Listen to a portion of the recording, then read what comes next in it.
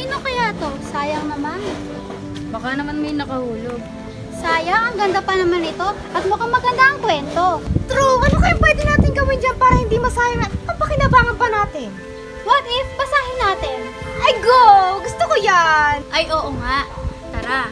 Pero, mas maganda siguro kung may mga bata tayong mababasahan ito para ma-share natin itong kwento na ito. Wait! Hawakan natin lahat! Baka may magic!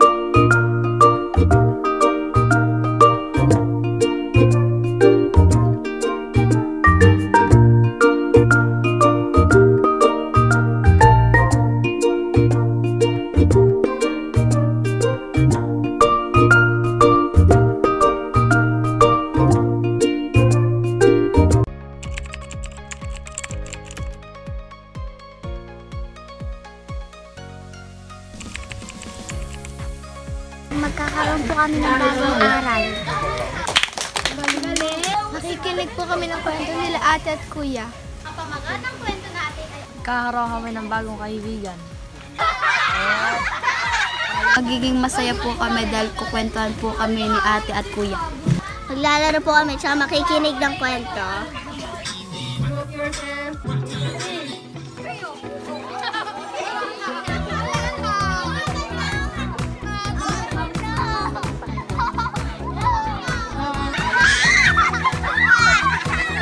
Si Kuya John Lloyd, si Ate Jessica, yung si Ate Candy nasa likod, si Ate Cassie, si Ate Raika at si Ate Cristel. At ako naman si Ate Zoe. Meron tayo ditong isang story na babasahin ni Ate Janela na tungkol sa mga hayop. Mga bata, so ngayon naririto tayo upang makinig ng kwento. Ang pamagat ng kwento natin ay ang lawin at ang uwak. Sa unang katanungan, sino-sino ang tauhan sa kwento? Si Kuya J. Brad. Very good! Noong unang panahon, may isang lawin ang naninirahan sa tuktok ng isang burol. Saan naninirahan ang lawin? Ayun, si kuya nasa likod. Ang lawin sa ibabaw ng burol ay lumilipad pababa araw-araw upang maghanap ng makakat. Ilang araw ang nakalipas habang paikot-ikot ang lawin sa himpapawid, napagpasahan ng uwak na gayahin ito. Bilang isang maliit na kuneho ang lumabas mula sa damuhan. Nakita ito ng lawin, ang lawin ay lumipad pababa. Dinagit ang kuneho sa pamamagitan ng kanyang matitibay at matatalas na mangkuko at lumipad palayo. Katanungan, sino ang unang-unang nadagit ng lawin? Si Kuya. O kuneho, tama. Rabbit o kuneho. Sa sumunod na sandali, nakakita siya ng isang malaki at matabang daga na lumabas mula sa isang butas. Walang pag-aaksaya ng panahon. Lumipad sa ibaba ang uwak. Tulad ng lawin, sinubukan niyang hulihin ang daga gamit ang kanyang mga kuko. Ngunit, nakita ng daga ang uwak. At ito'y lumayo. Ang uwak ay lumagpas sa burol. Iyaw ng ito sa sakit. Sino ang hindi nadagit ng uwak? Si Ate Chloe. Sana ngayon ay alam mo na hindi madali ang manghuli at hindi din madali ang manggaya ng iba. Sabi ng langit at lumipad papalayo. Simula noon, ang uwak ay hindi na nanggaya. Ito natutunan nyo sa kwento. Huwag po manggagaya sa iba. Kung ano lang po yung binigay na Diyos na kakayahan, ay lang po yung ano nyo gagawin. Yes, very good. Galing!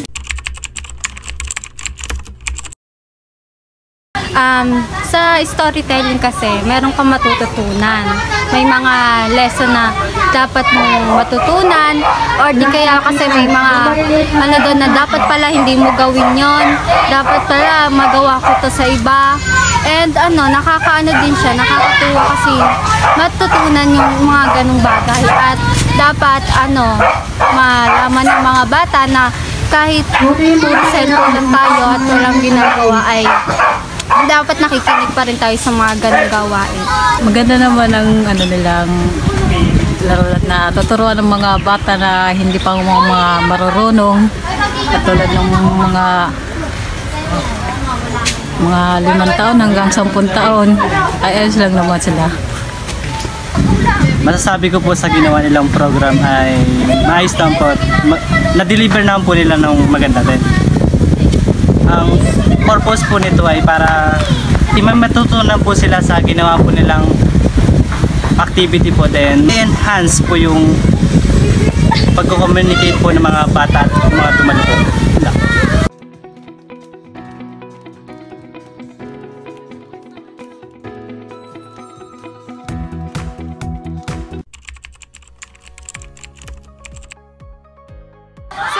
So far, natutuwa kami kasi habang nagkukwento kami, sabay silang nakikinig sa mga kwento namin, sa mga pagsasagot nila din.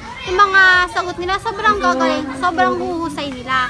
Tapos napaka-attentive nila.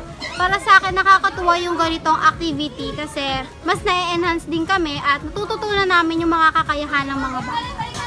Wala akong masabi halos. Kasi nga, yung mga bata ang saya, nakiki-operate sila. Halos, sobrang saya talaga nila. Yun lang. Masaya kasi first time ko yung ganito tapos nakakapagpasaya pa kami ng mga bata at yung mga bata tuwan-tuwa naman sa ginagawa namin. Kaya ayun.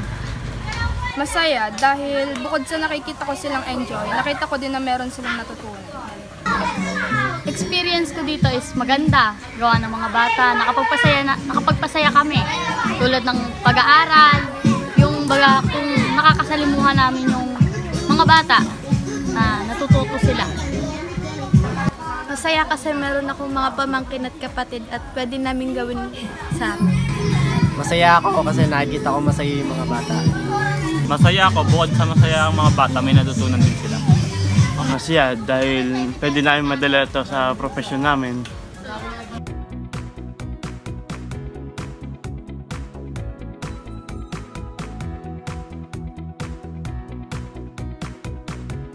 A literary adventure beyond the bookshelf. #YunSpan!